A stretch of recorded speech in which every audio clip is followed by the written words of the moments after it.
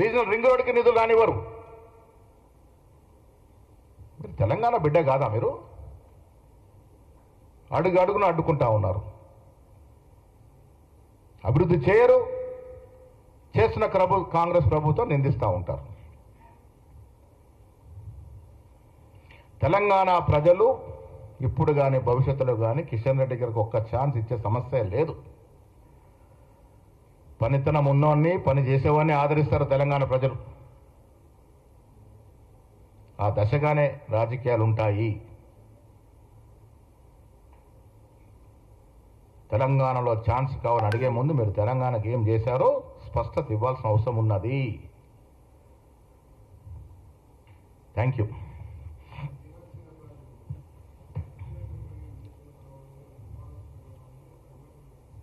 వివాదాస్పదం చేస్తున్నటువంటి వ్యక్తులకు నేను విజ్ఞప్తి చేస్తాను, సెక్రటేరియట్లో అందరూ కలవచ్చు.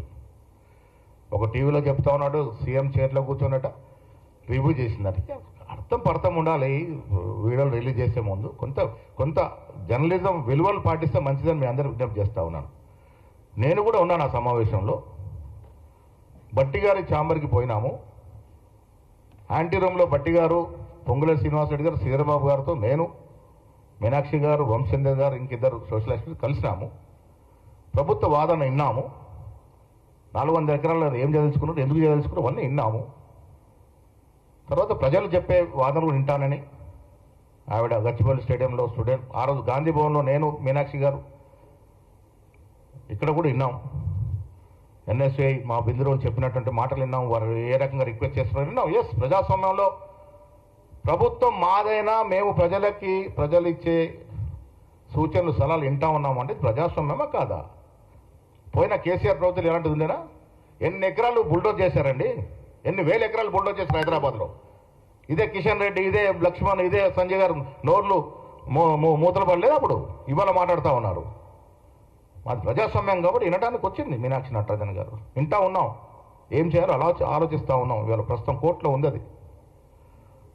ఒక పేపర్లో వచ్చింది నన్ను వద్దన్నారని, మీనాక్షి గారు నన్ను వద్దన్నారని. నేను శ్రీరామనాయకు కోసం ఊరికి పోతా ఉంటే నెక్స్ట్ రోజు అది వద్దనే వాళ్ళు మొదటి రోజు వద్దనాలి కదా, మరి మొదటి రోజు నన్ను ఎందుకు కూర్చోబెట్టుకున్నారు? నేను మీనాక్షి కదా కలిసింది. సెకండ్ రోజు కూడా ఉండమంటే నేను ఉండట్లేదమ్మా, వంశీ ఉంటాను నీతో చెప్పాను. నేను వంశపారంపర్యంగా మా తండ్రి గారు కట్టిన గుడిలో పూజ కాబట్టి నేను పోవాల్సి వస్తూ ఉంది. శ్రీరామనవమి నేను ఉండలేకపోతాను, నేను అడిగి తీసుకున్నాను. నన్ను వద్దన్నదని ఒక పేపర్లో. దయచేసి మీ అందరికి ఒక రిక్వెస్ట్, తప్పులు చేస్తే ఎత్తి చూపే అధికారం మీకు ఉంది. అదే మీ డ్యూటీ. 4th ఎస్టేట్ వాళ్ళ డ్యూటీ అది. ఎత్తి చూపండి, తప్పులు చేసినప్పుడు ఎత్తి చూపండి. ఏ తప్పు చేయకుండా బట్టగాల్సి, అంటే రాజకీయ నాయకులు ఏడం వేరు, మీరు కూడా బట్టగాల్సి చేస్తారంటే ఎట్లా? వాస్తవాలు రాయండి, తప్పులుంటే కూడా రాయండి. మేము స్వాగతిస్తాం. ప్రజాస్వామ్యం ఇది. మీరు రాసే ప్రతిదాన్ని స్వాగతిస్తాం. తప్పులు రాసినప్పుడు డెఫినెట్గా స్వాగతిస్తాం. కానీ లేనిది ఉన్నట్టు, ఉన్నది లేనట్టు రాస్తే ఏమవుతుందంటే విలువలు పడిపోతాయి. దయచేసి అర్థం చేసుకోండి.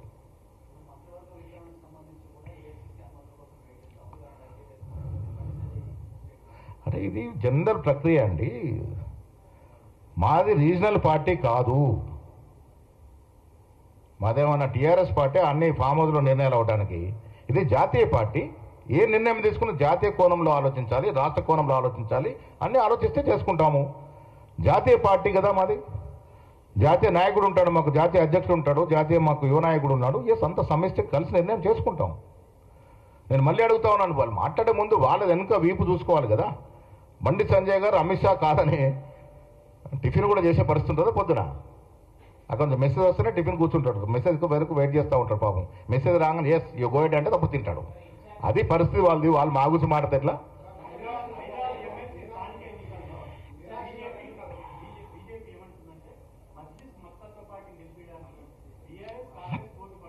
మేము ఎక్కడ చెప్పామా మజ్లిస్కి పార్టీకి మద్దతు ఇస్తున్నామని? మాకు సంఖ్య లేదు కాబట్టి మేము పోటీలో లేము.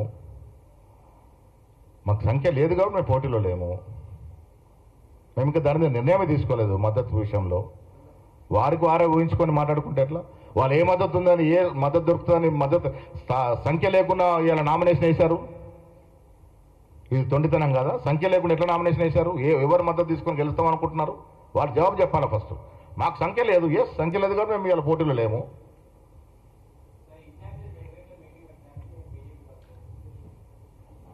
Incharge secretary